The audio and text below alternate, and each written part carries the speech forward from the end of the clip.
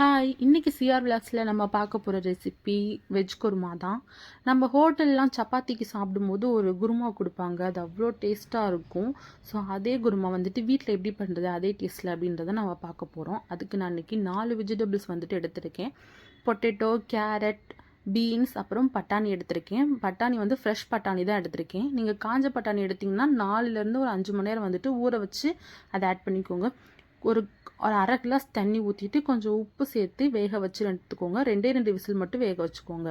இப்போது அரைக்கிறதுக்கு பேஸ்ட்டுக்கு கொஞ்சமாக வந்துட்டு தேங்காய், ஒரு ஸ்பூன் கசகசா, 2 பச்சை மிளகாய், 2 ஸ்பூன் பொட்டுக்கடலை, ஒரு 4லேருந்து 5 முந்திரி சேர்த்துக்கோங்க. முந்திரி பருப்பு சேர்த்துட்டு நீங்கள் வந்துட்டு அரைச்சி எடுத்துக்கோங்க.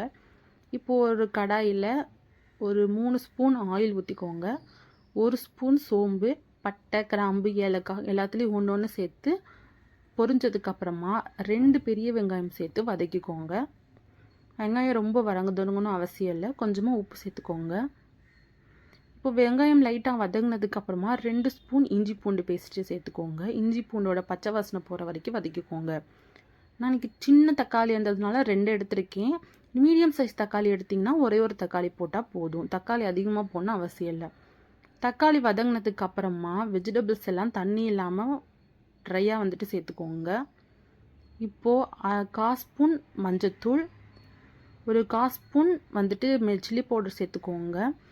ஏன்னா நான் ஆல்ரெடி வந்துட்டு பச்சை மிளகாய் 2 ஆட் பண்ணியிருக்கிறதுனால சில்லி பவுடர் கம்மியாக தான் போட்டிருக்கேன். கொஞ்சமாக கரம் மசாலா, ஒரு 1/2 ஸ்பூன் மல்லித்தூள் சேர்த்துக்கோங்க.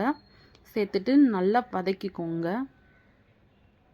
வெஜிடபிள்ஸ் எல்லாமே மசாலாவோடு நல்லா வதங்கணும். இப்போ வதங்கினதுக்கப்புறமா நம்ம வெஜிடபிள்ஸ் வேக வச்சு தண்ணி ஆட் பண்ணிக்கலாம். இப்போ அது லைட்டாக கொதிச்சதுக்கப்புறமா நம்ம அரைச்சி வச்சுருக்கிற பேஸ்ட்டை வந்துட்டு ஆட் பண்ணிக்கலாம். இப்போ அந்த அரைச்ச பேஸ்ட்டோட தண்ணியை நம்ம ஆட் பண்ணிவிட்டு மூடி வச்சிடலாம். நல்லா கொதி வந்ததுக்கப்புறமா ஒரு 1/2 லெமன் இருக்கு இல்லையா, அதில் வந்துட்டு கொஞ்சம் லெமன் வந்துட்டு குவிஸ் பண்ணி அதில் வந்துட்டு ஊற்றுங்க. ஸோ இது ஒரு லைட்டாக ஒரு புளிப்பு சுவை வந்துட்டு கொடுக்கும், டேஸ்ட்டும் சூப்பராக இருக்கும். இப்போ நல்லா கெட்டியாயிடுச்சு. இப்போ வந்துட்டு நீங்கள் கொத்தமல்லி தூவி இறக்கிடலாம். இது சப்பாத்தி, தோசை, இட்லி எல்லாத்துக்குமே வந்துட்டு டேஸ்ட்டாக இருக்கும். இப்போ இதுக்கு சூப்பராக சாஃப்டாக வந்துட்டு நம்ம சப்பாத்தி சுட்டு எடுத்துக்கலாம். ஸோ இதே மாதிரி நீங்களும் செஞ்சு பார்த்துட்டு எப்படி இருக்குன்னு சொல்லுங்கள். பாய்.